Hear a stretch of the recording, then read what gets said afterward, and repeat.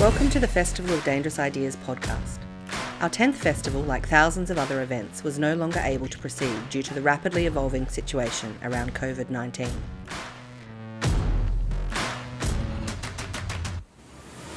While our 10th anniversary is postponed, we have 9 years of stimulating dangerous ideas in the archive to ponder, reminding us of the eerily relevant conversations that take place at the festival each year. This is the only way to be human.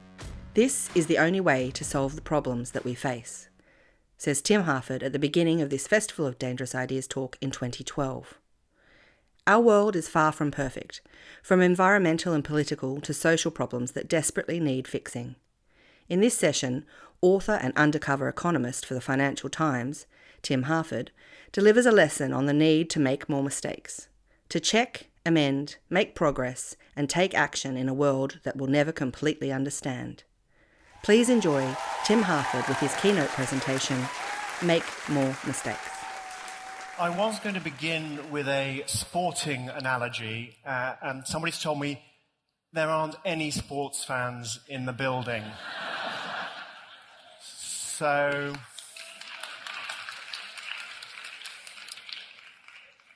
I thought I'd take advantage of the unusually sophisticated nature of the audience today by talking about ballet. Actually, it's no ordinary ballet. The ballet I want to talk about was conceived by an intelligent, provocative, modernist, avant-garde choreographer by the name of Twyla Tharp. And she'd worked with everybody. She'd worked with David Byrne, she'd worked with Philip Glass, Milos Forman, the director of Amadeus. She worked with Mikhail Baryshnikov. And at the peak of her career, in her early 60s, when she'd won almost every award going, she decided she wanted to make a ballet that was also a contemporary dance, that was also a rock concert, that was also a musical, that was also based on the songs of Billy Joel. You know, Piano Man and Uptown Girl, that kind of thing. And she got permission from Billy Joel. Billy Joel was very hands-off. He said, look, if you get in Twyla's way, you die. So he handed over his songs, and she got to work, writing the story, directing, producing, choreographing, everything. And the show was called Moving Out. It was a real experiment. It was quite brave. And it premiered on the 19th of July, 2002, at the Schubert Theatre in Chicago. And it really, really stank. The reviews came out.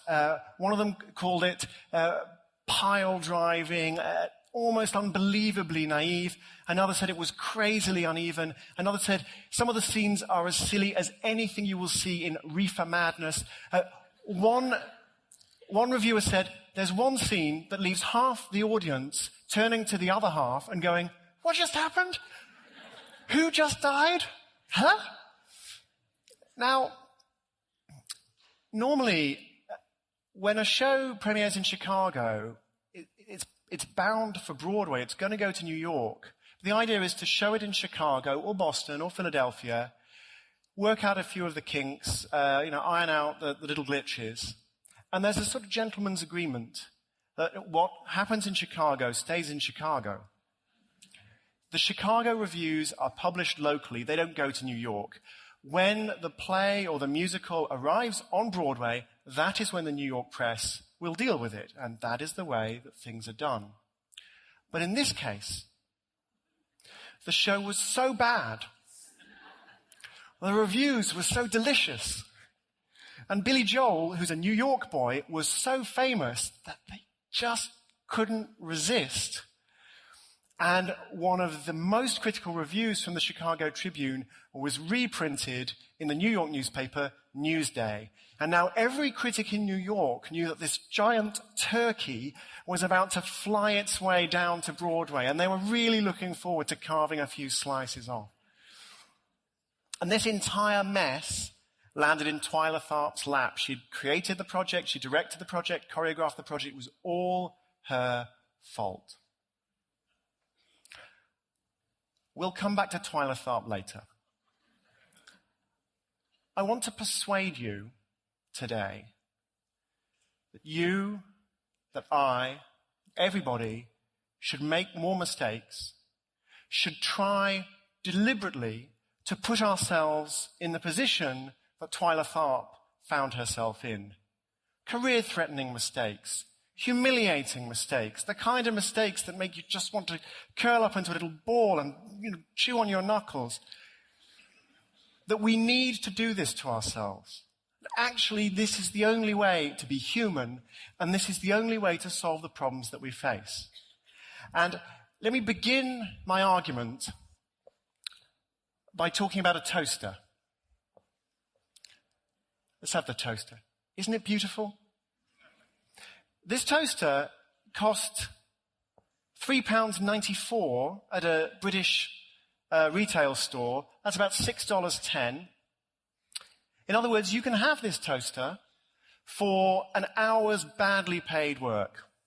And it will work perfectly well, it looks nice, and it will make you toast. But a London-based design student called Thomas Thwaites decided he wanted to do something very different with this toaster. For reasons best known to himself, he decided he wanted to make a toaster from scratch. So imagine a design student clad only in his underpants with a screwdriver. I know it's hard to imagine, although once you've started imagining, you may find it hard to stop. He wanted to do this as a design project. So the first thing he did was to buy this toaster and to take it apart to see how it worked. And he got a bit of a surprise. It turns out if you take a toaster apart, you will discover that even this simple bottom-of-the-range toaster is more complicated than you might think. It has over 400 components and subcomponents, all sorts of different materials involved. So there's copper, there's nickel, there's steel, there's plastic. Plastic's very important. It creates the beautiful, sleek toaster casing. It also prevents you getting electrocuted. And Thomas decided he was undaunted by this. He said, well, I'd better just go and get the raw materials. And I'll start with iron. And I know Australia is a great commodity exporter, but in Britain, we're really a post-industrial society. We only make costume dramas and bad banking products. And so there aren't any iron mines in the country. But Thomas found a museum of iron mining in an old, disused iron mine. And he called them up and he said, I'm a design student. Yeah, I'm trying to make a toaster. Yeah, can I come down? And they said, yeah, sure, fine. So we took the train down to Wales to this iron mining museum. And they immediately discovered there'd been a misunderstanding, that on the phone they thought it said, I'm a design student, I'm trying to make a poster. Which, when you think about it, makes a lot more sense. It was all smoothed out, and they said, okay, fine, you want to make a toaster? That's fine. You want some iron ore? No problem. We'll give you a suitcase full of iron ore. And he took the suitcase full of iron ore, and he took it back to London to begin the very simple process of turning the iron ore into iron. Now, this is not necessarily an easy thing to do. So this is a dustbin, and it's full of barbecue coals and iron ore. And you might be wondering what the thing is that's poked in the back. Now, back in the day, what we would have done is we'd have these huge leather bellows, and you'd pump air over the coals to increase the flow of oxygen to get them to burn more intensely. Now, we don't need to bother with any of that. This is the 21st century. So Thomas just rammed a leaf blower into his dustbin, switched it on, the air's flowing, and don't try this at home, by the way. Partly because it's dangerous. Also, because it doesn't work. It doesn't work at all. But Thomas was completely undaunted. He did his research, and he discovered a recently patented method of smelting iron in a microwave. I'm not going to give you the details. I want to encourage you. I just want to say, look, it's the second microwave. We don't need to talk about what happened to the first one, okay? Now, at this point, you might be thinking, hang on, What happened to the dream, Thomas? The dream of the design student in his underpants with a screwdriver. He's already used a leaf blower and a microwave, and these are more expensive, more modern, and more complicated technologies than the toaster he's trying to make. And I confronted him about this, and he said, well, look, Tim, I realized it was basically just me by myself, naked in a forest somewhere.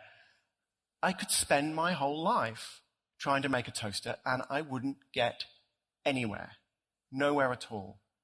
So I had to make these shortcuts. So he got nickel by buying 99.9% nickel commemorative Canadian dollars on eBay. How difficult is that? The mica he did dig out of the ground. The oil, you know, plastic comes from oil, right? Where does oil come from? BP. Yeah, they got loads of it. Spill it everywhere. So he phoned BP and he said, I'm a design student. I'm trying to make a toaster. I need some crude oil. Can I come to an offshore oil rig? I'll bring my own jug. And they said no for some reason. So uptight. And then he realized you can make plastic from potato starch as long as it doesn't get eaten by hungry snails. And unfortunately, it was eaten by hungry snails. So in the end, he got his plastic by going to a plastic recycling facility and getting some recycled plastic. So he's made shortcut after shortcut after shortcut. And the truth is, I don't want to accuse him of being lazy. Because this wasn't an easy project. If you look at all the different objects he had to use to make his toaster, that's the toast in the foreground, by the way. Remember, this toaster, you can buy a toaster that works perfectly well for less than an hour of badly paid work. Thomas Thwaite spent well over 1,200 Australian dollars, more than 9 months. He's not a lazy guy. And in the end, he produced, I'll show you in a minute, but sometimes it was my daughter's birthday recently, and she asked me to bake her a cake. In the shape of a Dalmatian, actually. And imagine that she had asked me to bake a cake, not in the shape of a Dalmatian, but in the shape of a toaster. And imagine that I had been paralytically drunk.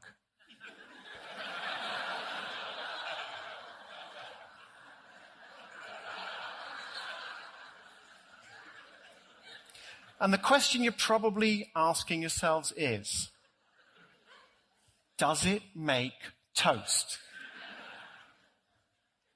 And Thomas told me, it warms bread when I plug it into a car battery, but I'm not sure what will happen when I plug it into the mains. In the end, he summoned up his courage. He had a couple of drinks with some friends, I think. They plugged it into the mains, and the toaster immediately burst into flames, which Thomas recorded, I think rather wonderfully, as a partial success. Now,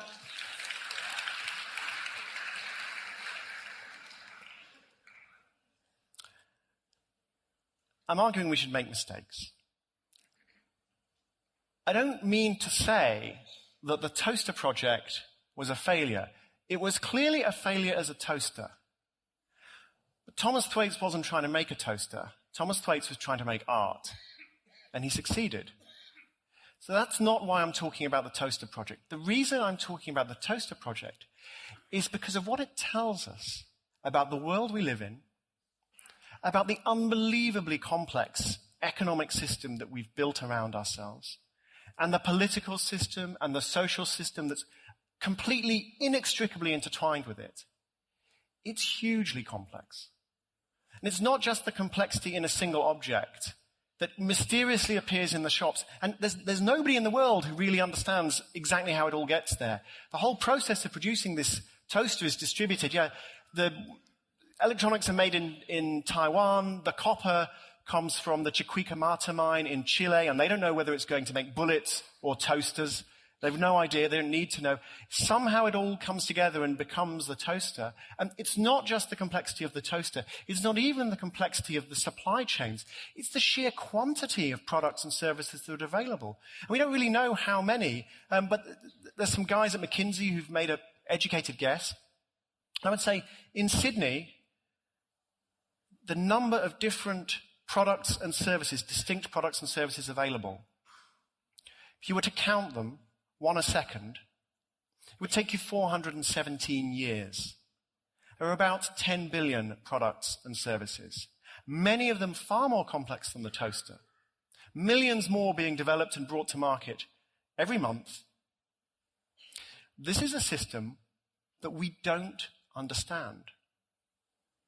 Now, back in the day, when I was a bit of a free market guy, I used to think about that kind of thing, the toaster, and I used to think, isn't the market amazing? You cannot possibly make this thing by yourself, and yet, for less than an hour's badly paid labor, you can have it. And that is the miracle that the market produces. And you know, that's still true. I mean, when markets work, they don't always work. I don't know if you've noticed. They don't always work. But when they work, they do amazing things. But I see things a bit differently now. And what's changed is, I've noticed something. You know, I'm 39. Maybe I should have noticed it earlier. I noticed the world isn't perfect. We've got a few problems. We've got environmental problems, water shortages, climate change. We've got political problems, Iraq, Afghanistan. We've got educational problems, innovation problems. There's some small problems in the banking system. We've got problems, and they need fixing. And not only that, anybody who goes into the world and says, I want to make a difference to the world, I want to make a little dent in the universe, I just want to make things a little bit better. Whether you're going into a charity, you're going into politics, you're designing some new product, you're setting up your own business, you're just trying to make a difference, to solve any of these problems. What it means is to take action in the world of the toaster, in a world that we don't understand, that is too complex for any human mind to grasp. And that means to take action is to make mistakes. And I think we need to take more action, and that means we need to make more mistakes. And I want to talk today about what that means and why that's such a challenge. Because very often when you talk about complexity, there are two very common responses. One, I think, is very normal, very human. And that's to say, well, gosh, it all seems a bit hard. I think I'll just stay in my armchair watching the telly. And that's a shame, because I think we're giving up something very important when you give up our agency in the face of this complexity. But it's completely understandable. And there's a second response. And this is the response that says, yeah, it's not that hard. If you knew what I knew, if you read all the books I'd read, talked to the people I'd talked to, had the expertise I have, you wouldn't think it was complex. It's basically common sense. You just need to sort this out. And I know what needs sorting out, and I can do it. And this is unusual behavior, but we see it very strongly in certain professions. Doctors, lawyers, politicians, chief executives of businesses. Very concentrated in those professions. It's an illusion of the ability to make decisions in a complex world and to think that you're not making mistakes. And to think that, therefore, you don't need a second opinion. You don't need evidence. You don't need to go back and check whether you got things right.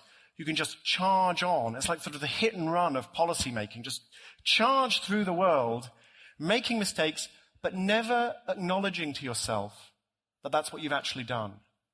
Never going back to check. Never facing them. Never fixing them. And that's very common in people who have power. And I think that they need, sure, to keep taking action, but also to face up to the mistakes they inevitably will make along the way. Now, let me talk about one particular type of mistake that I think is extremely productive. It was still very curiously resistant to it. This is the experiment. Now, I know it might sound strange to call an experiment a mistake, but if you think about how an experiment works, what you're doing, let's say Google put up a website, and they do this all the time. They put up a website, and depending on completely random variables, you might see website A or website B, and they call it A/B testing. And website B is just a little bit different to website A. Now, one of these websites was a mistake. One of them leads to higher customer satisfaction, more repeat visits to Google, more clicks on adverts, more money for Google, and one of them leads to less of that. And the basic insight of the experiment is you don't know which one. So you have to deliberately make the mistake, acknowledge that you don't know, and find out. And that's fine. And it really doesn't sound like a big deal. Until you think about doing that with human lives, which is exactly what we do in clinical trials, which are one of the most important methodological advances of the 20th century. And what is a clinical trial but a deliberate, controlled mistake with the express aim of finding out what the mistake actually is so you can fix it in future? You find a bunch of people, 100 people, 1,000 people, 10,000 people, and you give half of them the best possible treatment you can find, and you give the other half maybe nothing, maybe sugar pills, or maybe some crazy untried thing you have no idea whether it will work. And with the benefit of hindsight, you will know for sure, that half of those people were treated in a mistaken way. Half of those people got a rough deal. The trouble is, you don't know before you start which half. That's why you have to run the trial. And maybe that doesn't sound such a problem. Maybe that sounds obvious. Yeah, sure, of course you have to run randomized trials. But the uncomfortable fact is, first, that the medical profession have been incredibly resistant to this. And some continue to be very resistant to this because of the ethical issues, but also because of that supreme confidence that they actually already know what works. Why would you make this deliberate mistake when we know what works already? And the second problem is, we could be using the same techniques far more widely. We could be using randomized trials in schools to understand how best to help different kinds of children learn to read, learn to do maths. We could be using them to understand how to police the metro. We just finished a randomized trial in London of where the police should stand in the London Underground and how often they should move on. And it's improved the effectiveness of policing. But of course, to do this kind of thing, you have to commit these deliberate mistakes. And there is tremendous resistance to doing that. Politicians hate doing that because they know that half the time they're going to prove themselves wrong. They're going to prove that they made a mistake before. One of the great heroes of evidence-based medicine is a guy called Archie Cochrane. Archie died in the late 1970s. He was a Scottish doctor, and he became one of the world's great epidemiologists. He completely revolutionized how the British National Health Service thought about evidence-based medicine and campaigned worldwide for doctors to take randomized trials more seriously, to take their own knowledge less seriously, to give themselves a bit less respect, to acknowledge that actually by making these mistakes, these deliberate controlled mistakes, they could learn something. And after he died, the Cochrane collaboration was set up in his memory, and this is a global network of doctors and epidemiologists putting together the very best evidence from all of these randomized trials, all of these people who were given the wrong treatments deliberately so we could find out what worked and learn. Anybody can download it from the Cochrane collaboration. A great man. He once grumbled, I think, lightheartedly, that he was going to die without a knighthood, and he did die without a knighthood, despite the fact I think he's one of the greatest Brits who ever lived. And there was a reason he died without a knighthood. It's because he annoyed people a lot. He annoyed people a lot because he understood that is what it takes to force people to acknowledge that they might be making a mistake right now, and they're in a process of complete denial, a state of total denial. An example. Archie became interested in the idea that after a heart attack, maybe instead of being taken care of in a specialized cardiac wing of a hospital, which is what was happening, maybe people should just go home. They could put their feet up, they'd be free from risk of infection. Of course, they wouldn't get any specialist care. Still, maybe it was worth thinking about. All his colleagues who were cardiac surgeons thought it wasn't worth thinking about. It was unthinkable. It was unethical. You could not possibly deliberately make this mistake, deliberately send people home to die to satisfy your intellectual curiosity. And they shut his trial down. And then he managed to get it set up in another city. And he ran the trial. And after a short while, he gathered together all the power brokers, all the cardiac surgeons in a room. And he said, well, gentlemen, I've got the preliminary data here. Handed out the paper with the tables. And it's really too early to be sure. But I thought you ought to know. These patients are safer in hospital. You were right. There was a huge outcry. Doctors pounding the tables, pointing their fingers. We always said you were unethical. We always said you were dangerous. We said you would kill people, and you are killing people, and you have to shut the trial down at once. And Archie let them talk. And then he said, that's very interesting, because when I gave you the results, I swapped the two columns in the table. Your hospitals are killing people, and they're safer at home. Do you want to shut the trial down now? Or shall we keep going and be sure? Tumbleweed blew through the room. But Archie understood that sometimes that's what it takes. So that's one way of making mistakes, deliberate, controlled mistakes that we still don't use enough. And there's still tremendous institutional resistance to it. So that it took a hero like Archie Cochrane to make it catch on.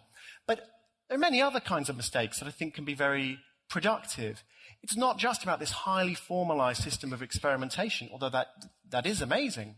It is very powerful. It can often be a far more informal process of just throwing out some different ideas, trying something new. Why don't we launch this product? Why doesn't our charity try to raise funds in this way?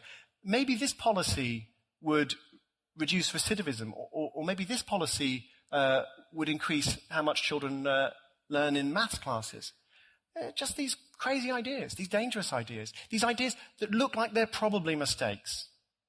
And one of the reasons they look like they're probably mistakes is because everybody else in the room is saying, well, no, that's not the way we do things. We know our strategy, we know our policy, we know the research. You're suggesting something different, and that's probably a mistake. And it's very hard to be the person who speaks up and says, well, let's try.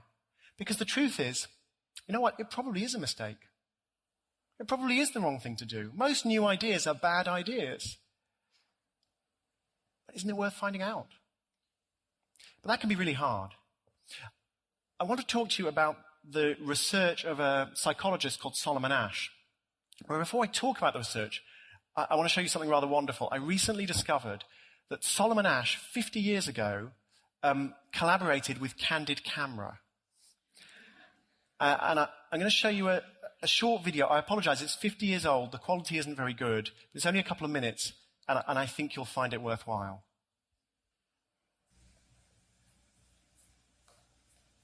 The gentleman in the elevator now is a candid star. These folks who are entering, the man with the white shirt, the lady with the trench coat, and subsequently one other member of our staff, will face the rear. And you'll see how this man in the trench coat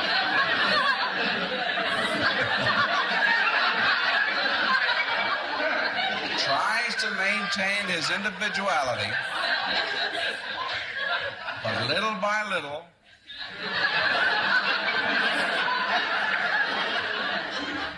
he looks at his watch, but he's really making an excuse for turning just a little bit more to the wall. Now we'll try it once again. Here's the candid subject. Here comes the candid camera staff, 3 of them at least. And this man has apparently been in groups before.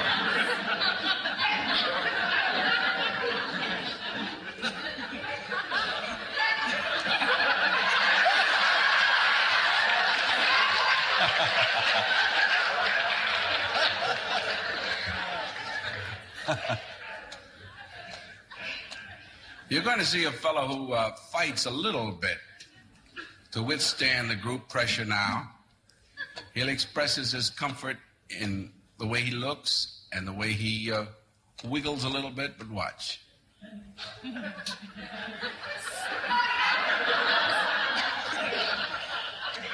He's right in the groove now.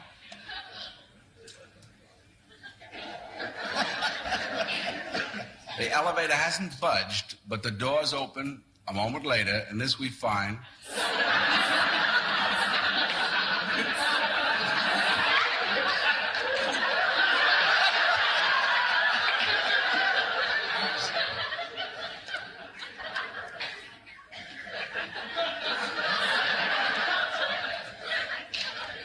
He's very unhappy. You'll see him. He doesn't know whether to go inside and face front or outside and face back. But he's one of the group now. Here's a fella with his hat on in the elevator. First he makes a full turn to the rear, and Charlie closes the door. A moment later, we'll open the door. Everybody's changed positions.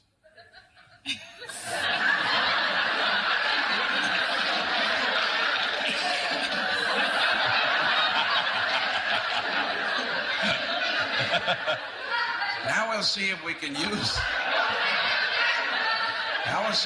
use group pressure for some good. Now, in a moment, on Charlie's signal, everybody turns forward. Notice they take off their hats. And now, do you think we could reverse the procedure? Watch.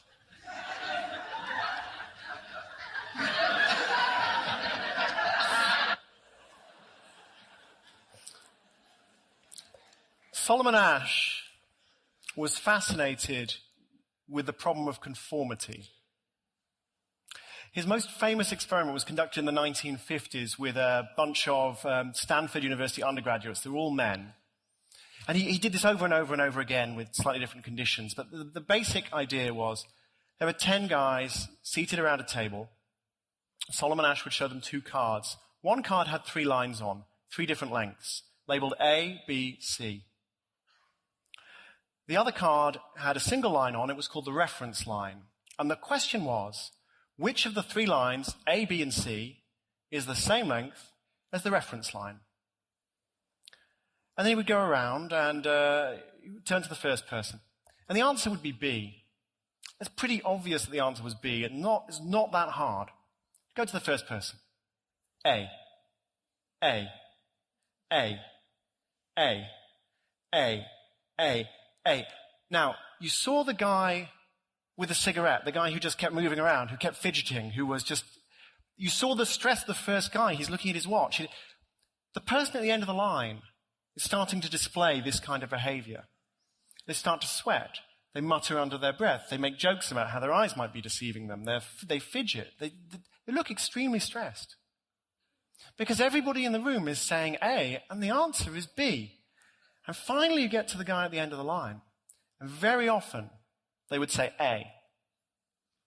And of course you know the punchline. Everybody in the room is an actor, except the schmuck at the end, who's on candid camera, effectively.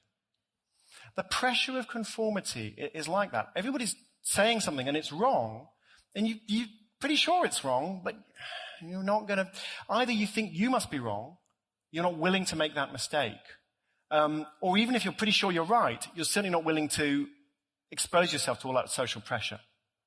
So when Solomon Asch repeated the experiment, slightly different.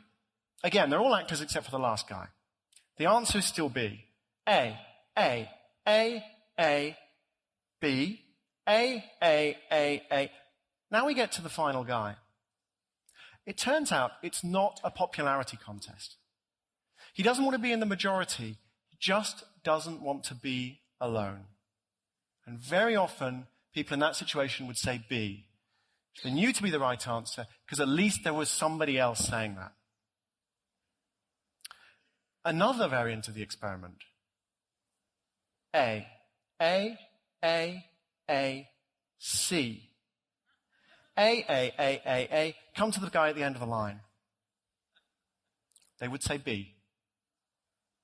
They didn't even mind being the only person in the room speaking the truth, because at least there was somebody else doing something different. And that permission to speak is very important. So it turns out there are two reasons when you're in a group decision-making situation. When you're a group of US Army generals deciding on the strategy in Iraq. You're a cabinet full of politicians. You're a boardroom full of corporate executives.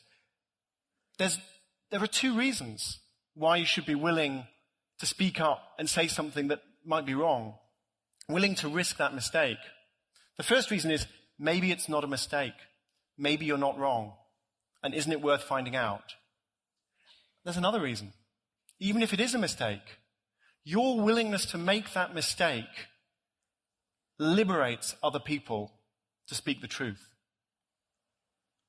It can be valuable to be in an organization and to do nothing but talk nonsense. As long as that creates a better conversation. Some of you may have been hired for your ability to do this. If so, well done.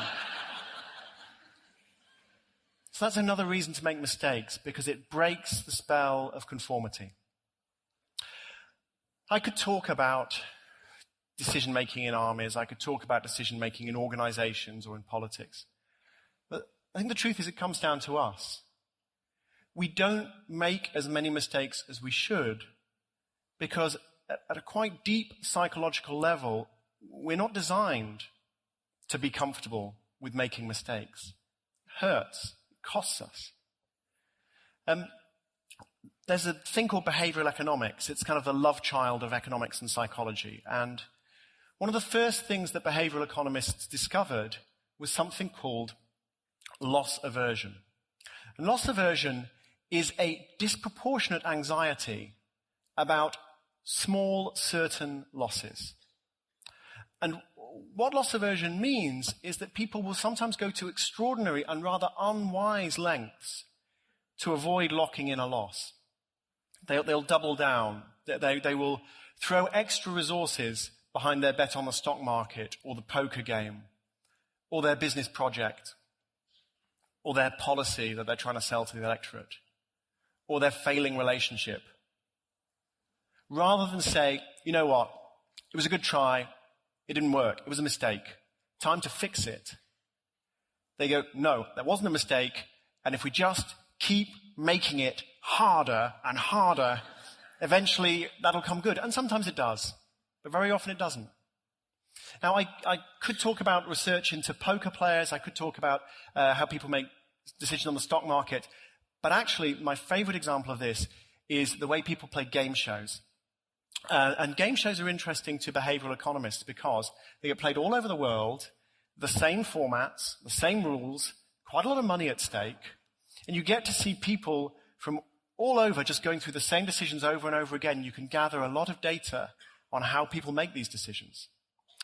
Now, one such game is Deal or No Deal. Anybody know Deal or No Deal? Yeah? It's made it to Australia. It started in Holland.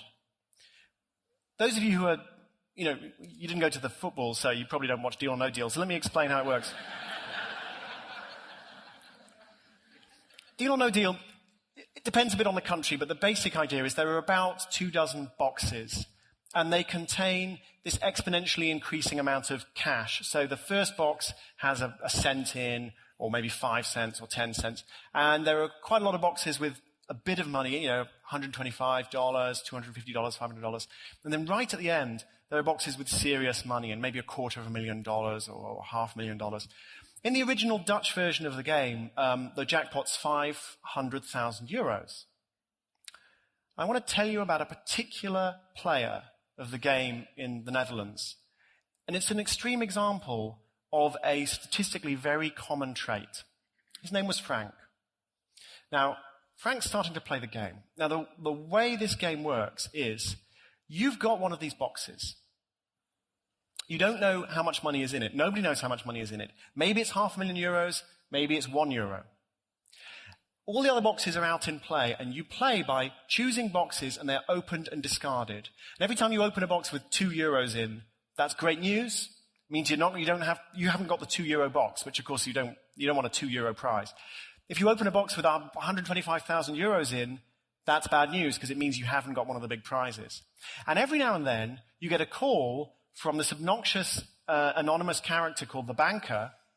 I think it's great that before the banking crisis, they had the foresight to make the banker this completely repugnant figure.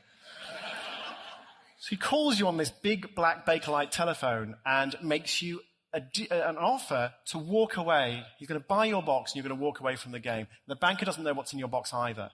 But he can see what's been out of play, what's been discarded. So can you. You can both reach your own conclusions. And so the important decision that the players have to make is, do you accept the banker's offer? Deal or no deal?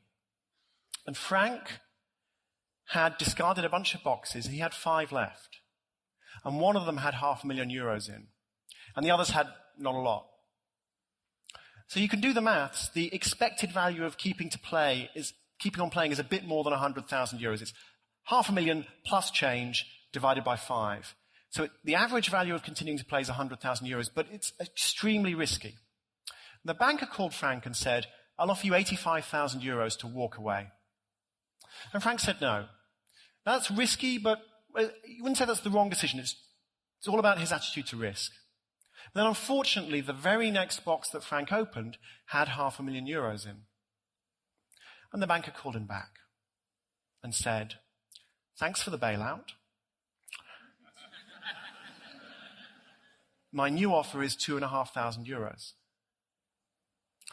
Now, Frank had to think about this offer, and the interesting thing about it, it was actually a more generous offer relative to what Frank had in his remaining boxes. If you were interested in the €85,000, you should be really interested in the €2,500. But that's not what Frank was thinking. Frank was thinking 2 things. I hate the banker, and I hate myself, because I just made a really big mistake. And he said no. And the next offer the banker made was more than the fair value of continuing to play the game. 3 boxes left. The banker's offer was basically, I will take away all your risk and I will pay you extra. And Frank said no. And the final offer, Frank was either going to walk away with €10 or €10,000, and the banker offered €6,000. And Frank said no. And Frank left the studio with €10. And that behavior is statistically typical, because when people are playing deal or no deal, immediately after they've made a choice they regret, they've experienced a loss, they start doing really stupid things. And I just want to ask you whether you think that's true only of deal or no deal players, or whether we all have to look at ourselves and look at our mistakes, and instead of just going crazy about them, to say, yeah, that was an interesting mistake. I learned something. I'm going to fix it. I'm going to get on with the rest of my life. I promised you I'd talk about Twyla Tharp. She gets up at 5:30 every morning, and she goes to the studio. She's 72 now. So she now goes with a younger dancer. She used to just go by herself. And for 3 hours, they improvise, trying to find new dance moves, new movements, new sequences of movement, new combinations that nobody has ever done before, something completely new, something creative, something exciting, that flash of inspiration. And Twyla says, if in 3 hours, they videotape everything, if in 3 hours you can get 30 seconds of usable material, that's a good day. Think about the failure to success ratio of that. It's 1 to 360 on a good day. Because Twyla says, failures are great, Private failures are great. The mistakes you make by yourself in your own room when nobody is watching, they're the best kind of failures of all, because you learn something and you get on with it. But of course, as Twyla was to discover, when you are trying to do something really new, really creative, really big, sometimes you don't get to have your failure in private. Sometimes it becomes public. I think Twyla had already got two big things right. One is she had tried to do something new. She was 62 at the time. She was at the peak of her career. She could just have cruised into retirement, just repeating herself. But she wanted to try and create something new, even though it was a disaster. And the second thing she got right is she opened in Chicago. She knew it might not work. She wanted to give herself a bit of time to fix it. Now, the truth is, it was so bad and there was so little time, it probably wasn't going to work. But at least she'd given herself a chance. At least she'd acknowledged, maybe this won't be perfect. But all that said, it would have been easy for her, given where she was in her career, to just say, you know what, forget the critics in Chicago. They don't know anything. I'm Twyla Tharp. I know what I'm doing. I'm not going to change a thing. I'm going to London. To New York. Sorry, jet lag. I'm going to New York. I'm going to Broadway. It's going to be great. But instead, she got some advice. She sat down on the Saturday morning after that first opening with all the newspaper reviews, a couple of glasses of orange juice and some coffee, and her friend, Jennifer Tipton, who was a lighting designer, who'd been with her for decades, advising her, provoking her. And Jennifer looked at all the reviews, and she looked Twyla in the eyes, and she said, you know they're right. It's a really difficult thing to say, and it's a really difficult thing to hear. So then Twyla asked her manager, who was also her son, to take all the reviews, and she said, take all the poison out of them, which is interesting because I read the reviews. They're harsh, but they're fair, and there is no poison. They're not nasty, they're not cruel. They just say it's a terrible show. But she's a human being. They felt poisonous. She said to her son, just read all the reviews, take all the poison out of them. Take the substantive criticism, put it on a spreadsheet. Tell me where they all agree. Tell me what I need to fix. And then she got on with fixing it. In really the most incredibly difficult circumstances. Her investors were asking where their $8 million was, that her cast had lost faith in her. It was amazing she was still in charge of this thing, but she just got to work. She made radical changes. She changed the story. She changed the orders of the dance. She changed the staging. She moved the band off stage. They were causing a distraction. The band didn't like that. She was sacking dancers. She was dealing with all these bruised egos, all these careers she was ruining. But she got it done. And then she took her play and she went to Broadway. And every critic on Broadway was waiting for this colossal turkey to flap into town so they could roast it. And it opened. And the reviews came out. And the New York Times said, this is a shimmering portrait of an American generation. Another reviewer said, it's a blast. Another one said, it's in a different league. Another one was just trying to explain the amazing achievement of getting these superb ballet dancers and these superb musicians to work together and the scale of Twyla Tharp's achievement. And it ran for years, and it won a Tony Award for Billy Joel, and it won a Tony Award for Twyla Tharp. And my favorite review was by a reviewer called Michael Phillips, who'd written one of the harshest reviews in Chicago, the one that had been syndicated, that had been published in New York. And he had been brought down by the New York press to write a special guest review of the revised piece. And he wrote this review, and he talked about everything that had changed and how transformed the show was. And he asked a beautiful little simple question. How did this happen? Life is about making mistakes. And life is also about staring them squarely in the face and fixing them. And I don't want to pretend that it's going to be easy. One last little story. 2 Japanese mathematicians after the war, young guys, worked together on something called the Taniyama-Shimura conjecture. They were called Yutaka Taniyama and Goro Shimura. And it was this amazing piece of hyperbolic geometry. And all the mathematicians who saw it admired it. Huge edifices of mathematics were built on this thing. It was discovered that if you could prove it, you'd also prove Fermat's last theorem. It's kind of like a footnote. So it was an amazing thing. But they could never prove it.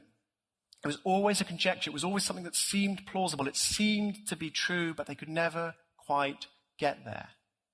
And in 1952, just before his 30th birthday, Yutaka Taniyama killed himself. Decades later, the Taniyama-Shimura conjecture was proved. It was true. And Fermat's last theorem was proved. That's the footnote. And of course, there's this huge excitement because Fermat's last theorem had been proved.